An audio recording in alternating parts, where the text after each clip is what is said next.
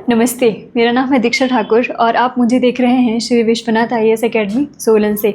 पटवारी को लेकर क्वेश्चंस की जो सीरीज़ है, उसी सीरीज़ में ये हमारा जो है वो 7th वीडियो है। अगर आपने प्रीवियस वीडियो नहीं देखी है तो आप उन्हें प्लीज़ जाकर देखें। आज हमारा ये जो पटवारी के लिए सीरीज़ स्टार्ट की है, उसी सीरीज़ में ये हमारा 7th वीडियो है। तो चलते हैं, शुरू करते हैं अपने मोस्ट इम्पॉर्टेंट 20 क्वेश्चन की सीरीज़, जिसमें हम पहला क्वेश्चन जो है वो देखते हैं। पहला क्वेश्चन, हाँ, इससे पहले मैं आपको बता दूं कि इसी जो आज का वीडियो है उसमें मैंने कुछ साइंस के क्वेश्चंस ऐड किए हैं। सिंपल क्वेश्चन है आज की, क्योंकि फर्स्ट जो वीडियो है उसमें फ़र्स्ट टाइम मैंने साइंस जो है वो इंक्लूड की है, तो काफ़ी सिंपल क्वेश्चन रखे हैं साइंस के। और साइंस के 10 क्वेश्चन हैं और इंडियन ज्योग्राफी के 10 क्वेश्चन हैं। तो चलते हैं, शुरू करते हैं हम हमारे पहले क्वेश्चन पे। पहला क्वेश्चन जो है वो क्या कह रहा है कि malic acid is commonly found in which fruit. Fruit दिए हैं 4 और इनमें बताना है कि मैलिक एसिड आपका कौन से इन फ्रूट में किस में पाया जाता है। क्या एप्पल में प्रेजेंट होता है, क्या फिर बनाना में प्रेजेंट होता है, या मैंगो में होता है, या फिर ग्रेप्स में होता है। तो ये मैलिक एसिड होता है हमारा किस में, एप्पल में जो है वो प्रेजेंट होता है। बनाना जो है वो रिच होता है हमारा किस में, पोटेशियम में, और कैल्शियम भी इसके अंदर होता है। मैंगो आपका रिच होता है अगेन पोटेशियम में, मैग्नीशियम में, और स्मॉल अमाउंट में इसमें फॉस्फोरस, आयरन वगैरह भी होते हैं। लेकिन मैलिक एसिड किस में प्रेजेंट होता है, हमारा एप्पल में जो है वो प्रेजेंट होता है। Next second question, which acid is present in turmeric, जो है वो इमली जिसको बोलते हैं।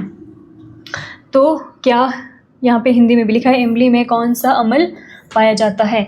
एसिटिक एसिड, एसिटिक अम्ल, टार्टरिक एसिड, टार्टरिक अम्ल, या फिर लैक्टिक एसिड, लैक्टिक अम्ल, या फिर सिट्रिक एसिड, साइट्रिक लिखा है वैसे, सिट्रिक जो है वो एसिड। तो बताना है आपको कि इमली में जो है वो कौन सा प्रेजेंट होता है। तो इमली में प्रेजेंट होता है हमारा कौन सा, option B, tartaric acid. Acetic acid होता है हमारे किस में प्रेजेंट, विनेगर में प्रेजेंट जो है वो होता है। लैक्टिक एसिड जो है वो आपका मिल्क में प्रेजेंट होता है, कर्ड में प्रेजेंट होता है। सिट्रिक एसिड जितने भी हमारे सिट्रस फ्रूट होते हैं उसके अंदर हमारा कौन सा होता है, सिट्रिक जो एसिड होता है वो प्रेजेंट होता है। तो सही ऑप्शन इसका बी हो जाएगा, इमली में हमारा होता है टार्टरिक एसिड। चलते हैं हम हमारे नेक्स्ट क्वेश्चन पे। इसके आगे के कुछ ही क्वेश्चन हैं जो कि रेस्पिरेटरी सिस्टम, जिसको श्वसन तंत्र जो है वो कहते हैं, उससे रिलेटेड है। तो ये मैंने आपको जो रेस्पिरेटरी सिस्टम होता है हमारा, उसका एक छोटा सा डायग्राम जो है वो यहाँ पे मैंने लगाया है, क्योंकि आगे के क्वेश्चन रेस्पिरेटरी सिस्टम से जो है वो रिलेटेड है। पहला क्वेश्चन क्या है, मतलब 3rd नंबर का, लेकिन रेस्पिरेटरी सिस्टम का पहला क्वेश्चन क्या है, which part of the respiratory system is called the voice box. श्वसन तंत्र का कौन सा भाग, स्वर तंत्र, यानी कि वॉइस बॉक्स जो है वो कहलाता है। क्या ट्रैकिया को बोलते हैं, या लैरिंग्स, या फेरिंग्स, या फिर ब्रोंकाई को जो है वो बोलते हैं। तो देखो, यहाँ से जो हमारा रेस्पिरेटरी सिस्टम होता है वो नेज़ल कैविटी से पहले, तो इससे पहले नेज़ल कैविटी से पहले नोज़ आता है, उसके बाद नेज़ल कैविटी जो है वो आती है। नेज़ल कैविटी के बाद उसके बाद हमारा जैसे nose first, nasal cavity 2, pharynx 3 और लैरिंग्स जो है वो 4, इस तरीके से जो है वो आगे शुरू होता है। तो जो हमारा ये इसमें पूछा है कि वॉइस बॉक्स जो है वो किसको बोलते हैं, तो वो हमारा लैरिंग्स होता है, जो आपके यहाँ पर जो है वो प्रेजेंट होता है। ये होता है वॉइस बॉक्स। जैसे कि आपने देखा होगा कि जब बच्चे जो है वो, या बॉयज़ स्पेशली जब छोटे होते हैं तो उनकी आवाज़ जो है वो डिफरेंट होती है, लेकिन जब वो थोड़े बड़े होते हैं तो उनकी आवाज़ जो है वो डिफरेंट जो है वो हो जाती है। तो सारा का सारा किसका रोल प्ले होता है यहाँ पे, लैरिंग्स का। लैरिंग्स को ही बोलते हैं हमारा वॉइस बॉक्स। ठीक है, नेक्स्ट चलते हैं। What is the function of alveoli in the lungs. फेफड़ों में एल्वेओलाई का कार्य क्या होता है, प्रोड्यूस म्यूकस, या फिर एक्सचेंज ऑफ गैसेस, या फिल्टर डस्ट, या फिर कंट्रोल ब्रीदिंग रेट। तो मैं सबको आपको बता देती हूँ कि एल्वेओलाई है कहाँ। ये देखो, एल्वेओलाई जो है वो यहाँ पर होता है, ये रहा हमारा एल्वेओलाई, यहाँ पर होता है। तो इसका काम क्या होता है, प्रोड्यूस म्यूकस नहीं।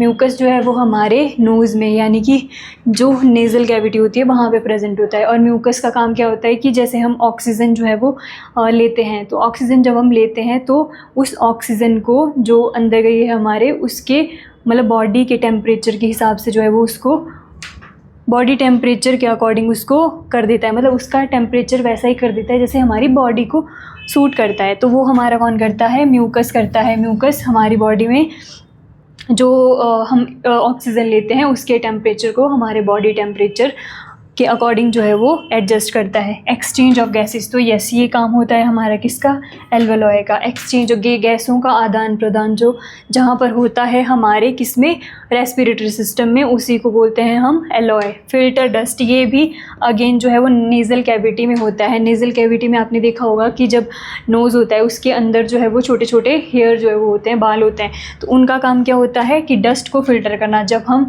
सांस लेते हैं, ऑक्सीजन लेते हैं, तो उसमें बहुत सारे जो है वो डस्ट पार्टिकल जो है वो अंदर ना जाए, इसके लिए हमारे नोज़ में क्या होते हैं, छोटे बाल होते हैं जो डस्ट को जो है वो फिल्टर करते हैं। तो ये भी अगेन जो है वो नोज़ का काम हो गया।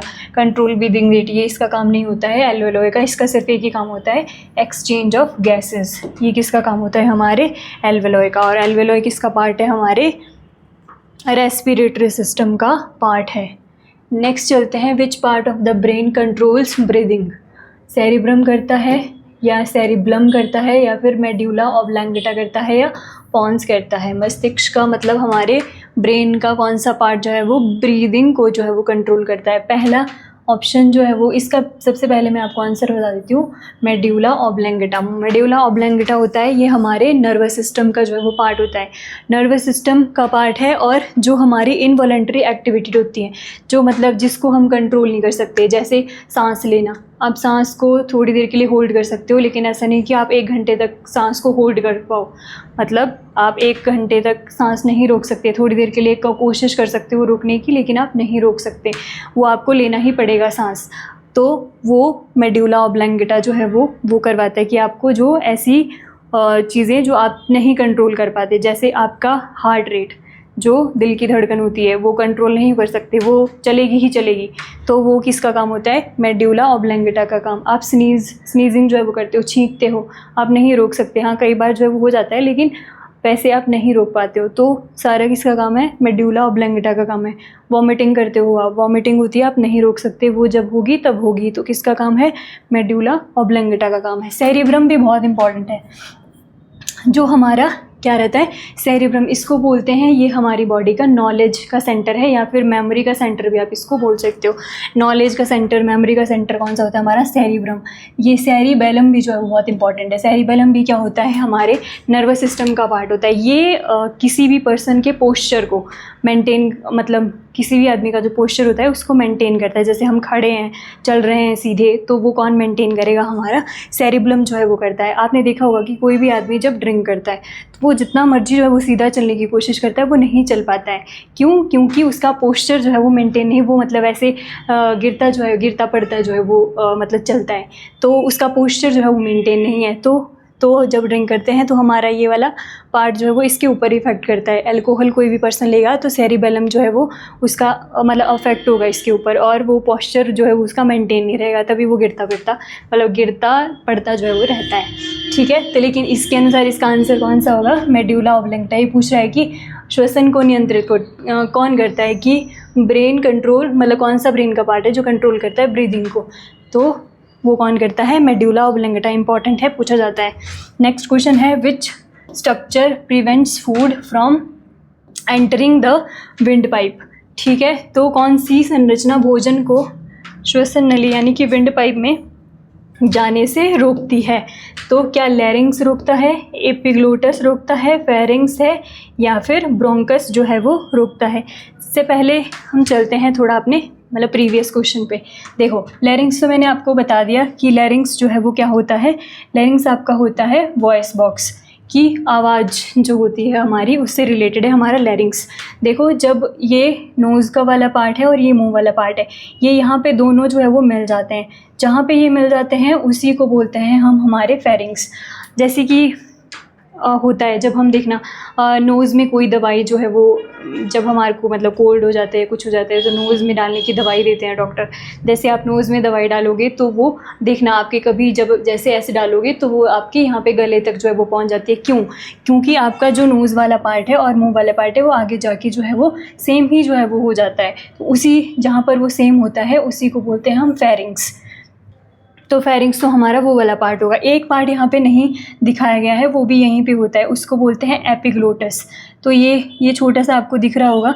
तो इसमें मान लो कि ये वाली जो है वो हमारी फूड पाइप है, सॉरी ये वाली हमारी विंड पाइप है, और ये हमारी जो है वो फूड पाइप है। तो यहाँ पे जो है वो इस तरीके से जो है वो लगा होता है एपिग्लोटस या एपिग्लोटस जो है वो उसको बोलते हैं। तो उसका काम क्या है? उसका काम ये है कि जब आप खाना खाते हो तो खाना जो है वो आपका विंड पाइप में, यानी कि जहाँ से आप सांस ले रहे हो जिस पाइप से, उसमें ना जाकर जहाँ से फूड जाना चाहिए वहाँ पे जाए। तो ये एक प्रकार का मतलब कैप जैसी होती है कि वो कैप जो है वो मतलब वो कैप हमारी फूड को जो है वो जो विंड पाइप है उसमें जाने से जो है वो रोकती है और खाना जो है वो फूड पाइप में जाता है।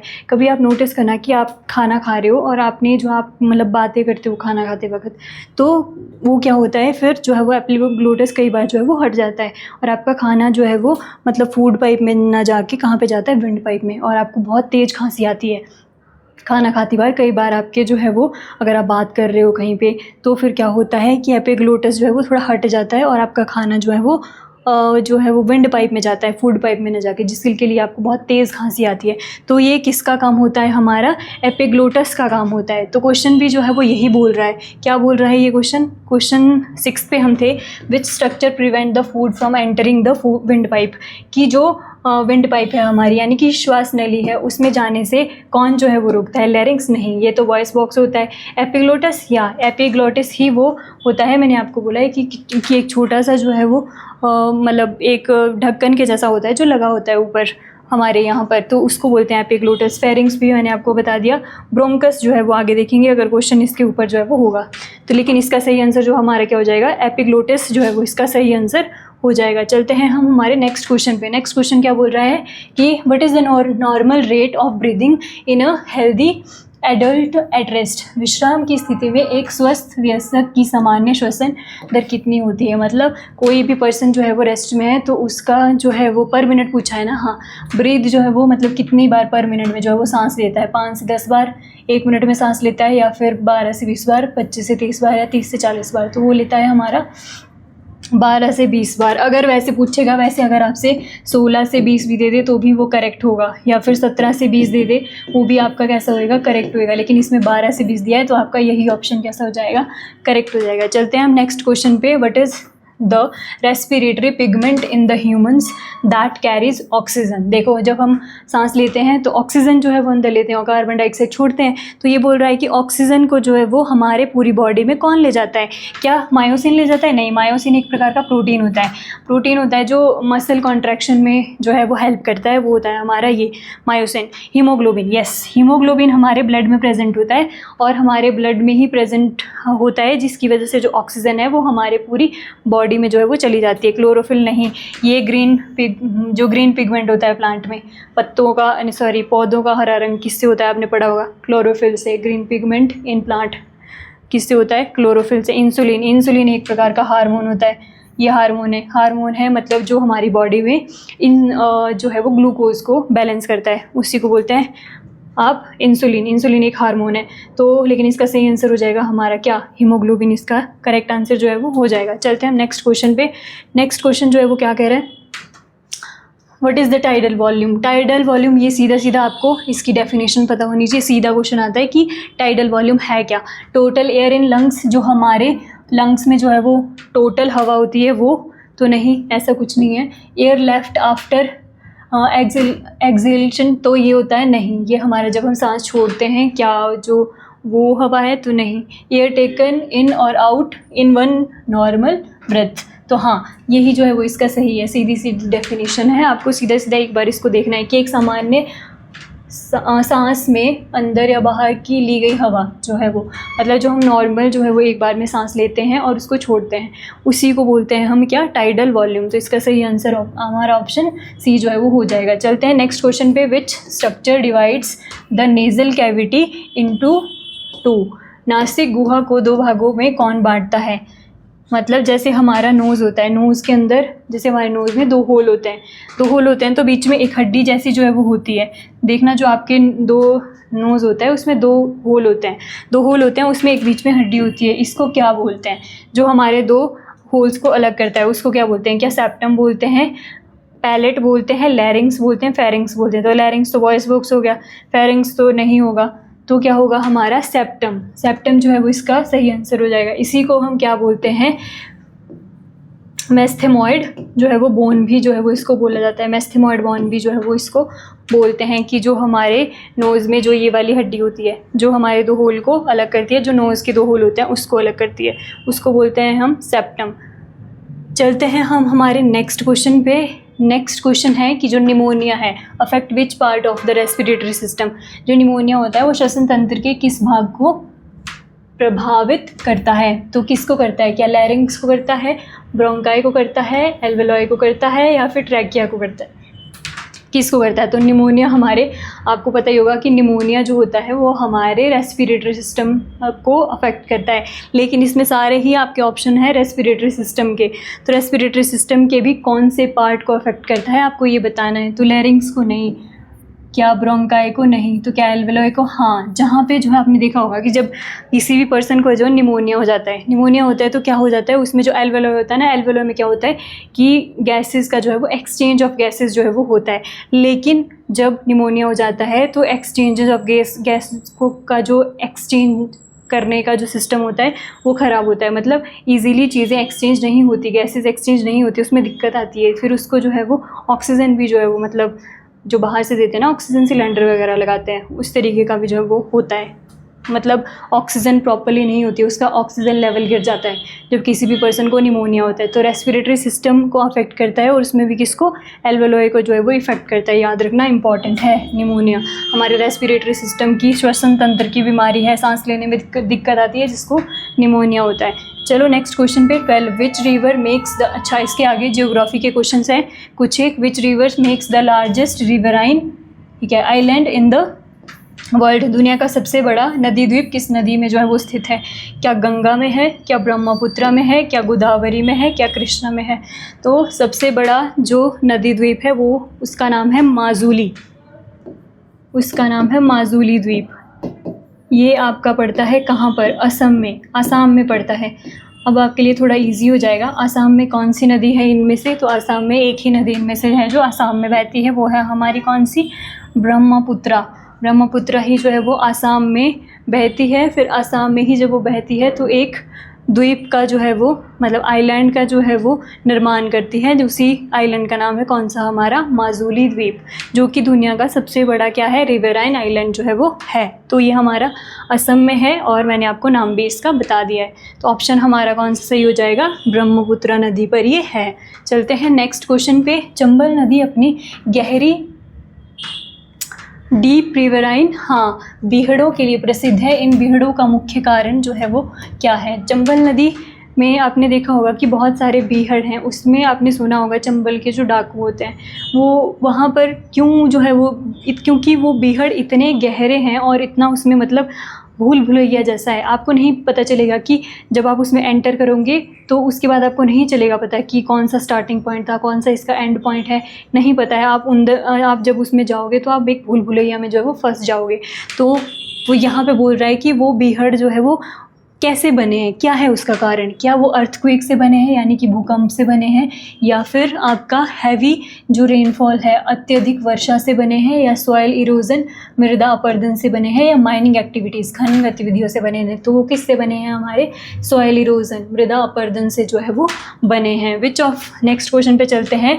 Which of the following river system forms an estuary.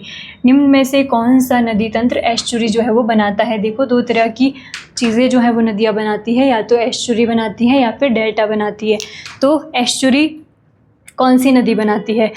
एक बात और बता दूँ, एस्चुरी वही नदियाँ बनाती हैं जो हमारी इस साइड गिरती हैं, यानी कि ये क्या है? ये अरब सागर है, अरब सागर, अरेबियन सी में गिरती हैं वही नदी हमारी एस्चुरी जो है वो बनाती हैं, जो इस साइड आएंगी, यानी कि बे ऑफ बंगाल में जो नदियाँ गिरेंगी वो डेल्टा बनाएंगी, ना कि एस्चुरी बनाएंगी। तो आप इन ऑप्शन को देखकर बताओ कि इनमें से कौन सी नदी जो है वो अरेबियन सी में गिरती है। क्या गंगा नदी अरेबियन सी में गिरती है? नो। गोदावरी? नहीं, गोदावरी आपका बे ऑफ बंगाल में गिरती है। Krishna again bay of Bengal में गिरती है, अरेबियन सी में नहीं गिरती। नर्मदा, तो यस, नर्मदा नदी हमारी यहाँ मध्य प्रदेश और छत्तीसगढ़ की यहाँ पर बाउंड्री पे एक अमरकंटक पहाड़ियाँ हैं, वहाँ से निकलती है और इस तरीके से जो है वो कहाँ? अरेबियन सी में गिर जाती है। तो यही नदी जो है वो डेल्टा नहीं बनाती, एस्चुरी जो है वो बनाती है। सही आंसर हमारा ऑप्शन डी जो है वो हो जाएगा। चलते हैं हम हमारे नेक्स्ट क्वेश्चन पे। नेक्स्ट क्वेश्चन जो है वो क्या कह रहा है, क्वेश्चन नंबर 15 है, which of the following river does not originate from the Amarkantak प्लेटू। ठीक है, अमरकंटक प्लेटू मैंने आपको बता दिया कि मध्य प्रदेश और छत्तीसगढ़ बिल्कुल यहाँ पर बॉर्डर पर जो है वो पड़ता है। पूछ रहा है कि इनमें से कौन सी नदी अमरकंटक से नहीं निकलती। नर्मदा, अभी प्रीवियस क्वेश्चन में देखा था कि नर्मदा अमरकंटक से ही निकलती है। सोन, यस, सोन नदी भी यहीं से निकलती है। महानदी भी यहीं से निकलती है, लेकिन कुछ बुक्स में जो है वो इसके ऊपर कुछ और भी दिया है, लेकिन क्वेश्चन के हिसाब से जाओगे तो महानदी यहीं से निकलती है। तापी नहीं, तापी नदी यहाँ से नहीं निकलती है। तापी नदी निकलती है कहाँ से, हमारे मध्य प्रदेश से ही निकलती है। ये हमारा मुल्ताई पक्की पहाड़ियाँ, जो कि हमारी किस में, बैतूल डिस्ट्रिक्ट, बैतूल जो है वो डिस्ट्रिक्ट है हमारा, कहाँ का, मध्य प्रदेश का, यहाँ से निकलती है। इसकी टोटल लेंथ अगर आप लगाओ तापी की तो 724 किलोमीटर के आसपास इसकी लेंथ है। तो ये हमारी, मैंने आपको बता दिया कहाँ से निकलती है। ऑप्शन, ये क्वेश्चन पूछ रहा है कि अमरकंटक पठार से नहीं निकलती, तो तापी नहीं निकलती। और कहाँ से निकलती है, मैंने आपको बता दिया कहाँ से निकलती है। महानदी अगेन जो है वो यहाँ से अमरकंटक से निकलती है। सोन नदी जो है वो अमरकंटक से निकलती है और बिहार की तरफ बहती है।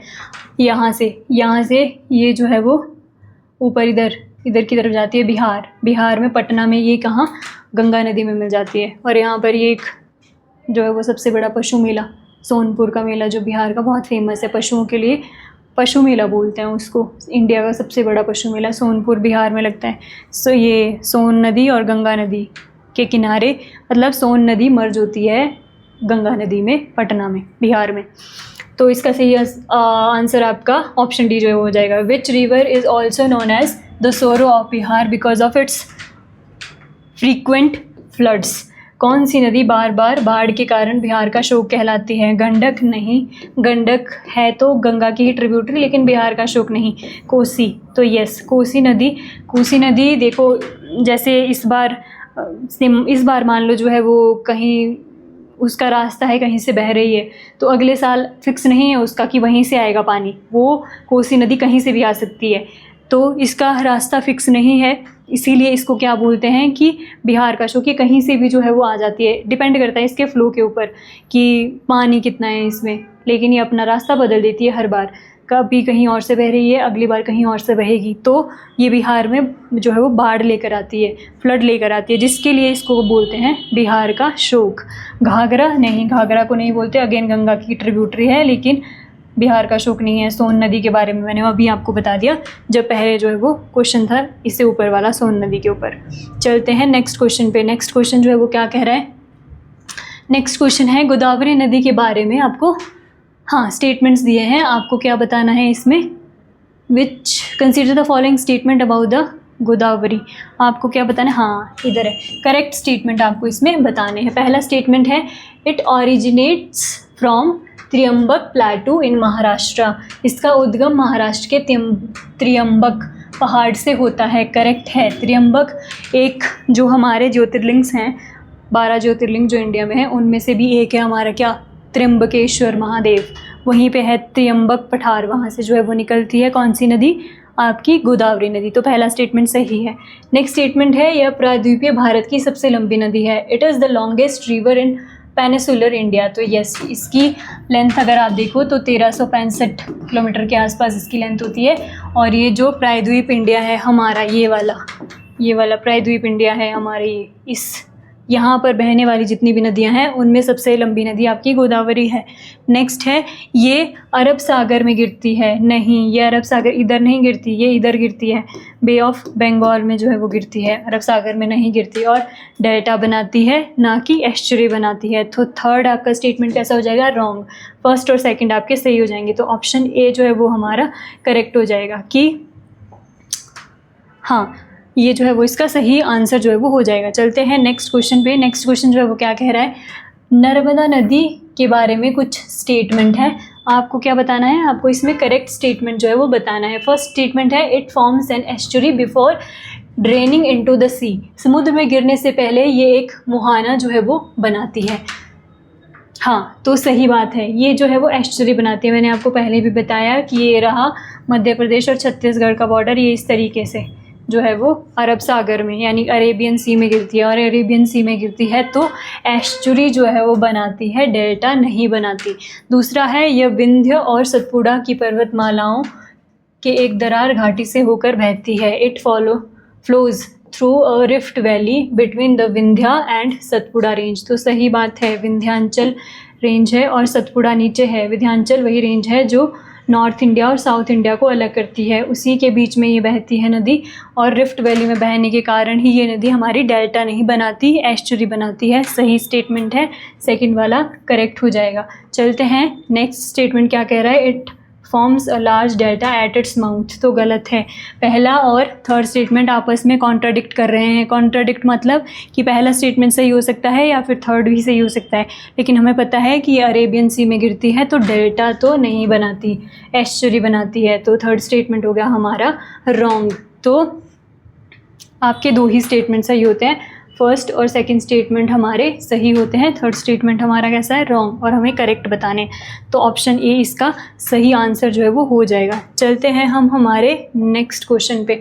नेक्स्ट क्वेश्चन है गंगा नदी के ऊपर, गंगा रिवर गंगा पे, और इसमें भी आपको क्या बताना है, इसमें भी आपको करेक्ट स्टेटमेंट ही बताने हैं। पहला स्टेटमेंट है it originates from Gangotri glacier. Yes, correct statement है, उत्तराखंड में गंगोत्री ग्लेशियर से ही निकलती है।